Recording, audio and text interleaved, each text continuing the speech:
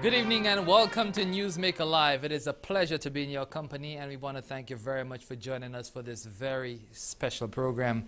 Of course, yesterday was the second anniversary of the passage of Hurricane Tomas, a hurricane that just swept over St. Lucia, caused untold damage to the island from which we're still recovering. And tonight, we'll look back at 2 years ago at the passage of Hurricane Tomas.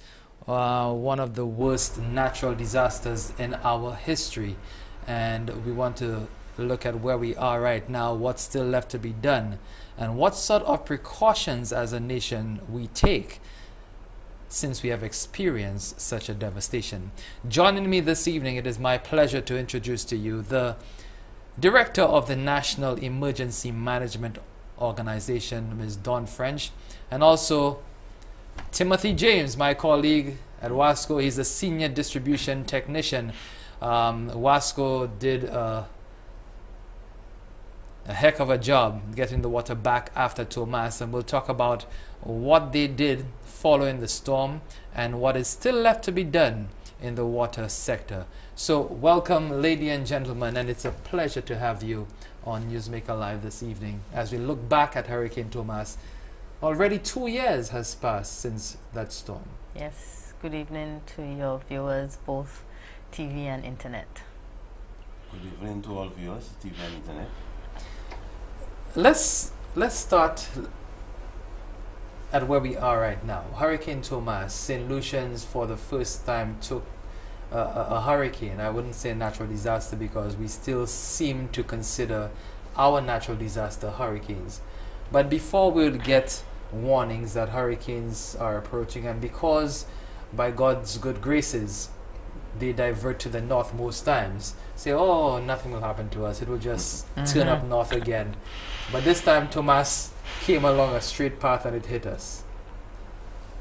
Where are we right now, Dawn, as far as having that awareness and being conscious of the fact that we can be hit at any time, since we experienced 6 months of a hurricane season?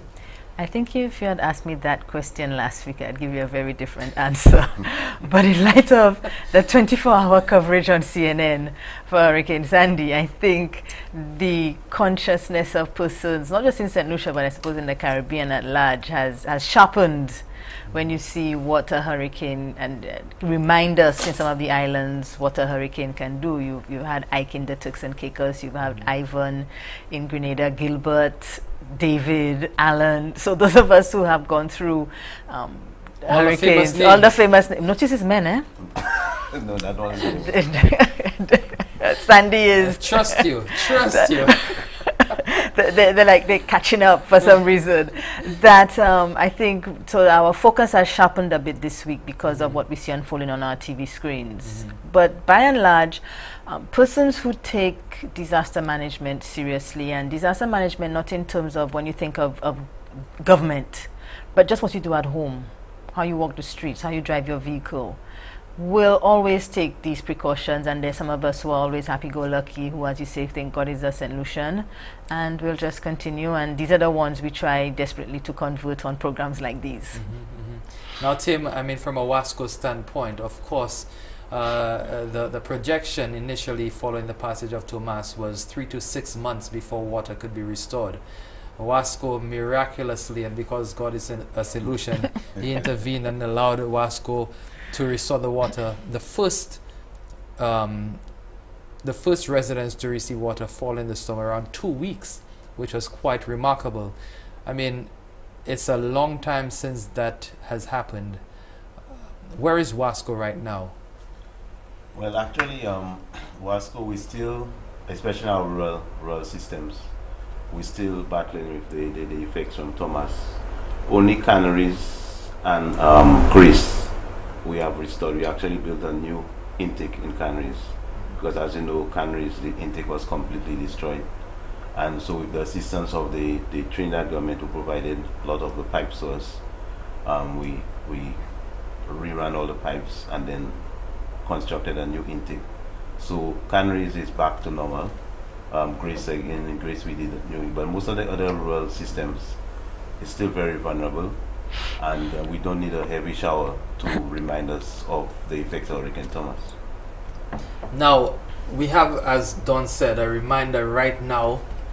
We can actually live an outer body experience because we're seeing Sandy just devastating the northeast of the US, or it has, because it has passed over right now. It's moving further inland. But if you take a look at New Jersey, and those of you who have family there, I hope that your family is okay. New Jersey, New York, the tri-state area. I know that my family... Or any of the 23 states. Well, yes, there too. It's like 50% of the country because it's 50 states. And when 23 are impacted... Exactly, that's half of the states. And that storm is so wide. It's huge. I looked at the map. miles. I looked at the map. And I was saying, wow, this is a perfect storm. It's so beautiful in shape. Everything. The conditions, because it was high tide, it's full moon. You know. It met another system and now it's dumping snow. So it was just... the worst of everything. Yes, so you have indeed. blizzard conditions, you have flooding, you have wind and fire, you have all kinds everything. of disasters wrapped up in what they call the superstorm Sandy, which is why they call it a superstorm, I suspect. And I mean, my heart and our hearts go out to the people there. I mean, because believe it or not, those of us who understand what the systems are, it was Category 1 storm. Yeah. Exactly. Actually, Category 1. Actually, in land, it was less than a Category 1, just below that.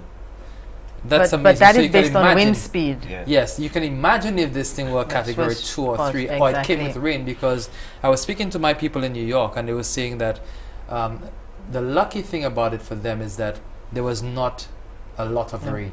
Yeah. It was just wind gusts, a lot of wind, but no rain. And probably later on in the program, we would be able to bring you some shots of that, but we certainly will bring you some of the shots of Hurricane Tomas as we covered it 2 years ago as we continue our discussion. But Sandy, I mean, is just a reminder of what we experienced 2 years ago. You know,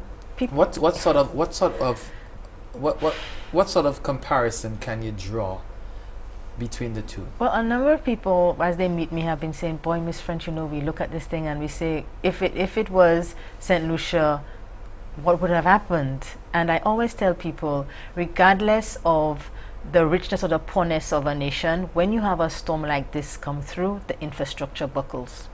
The difference is how you're going to bounce back afterwards. And you can, it's happened in America, it happened in Japan. And these are considered countries that have the resources to have a disaster management program.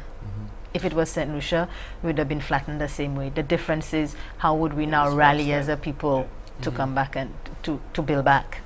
And we rallied very well after Hurricane Tomas. We're due for a break right now. We'll take our first break on Newsmaker Live. When we come back, we'll continue our discussion with Don French, NEMO Director, and Timothy James, Senior Distribution Technician at WASCO, when we come back to Newsmaker Live right after this.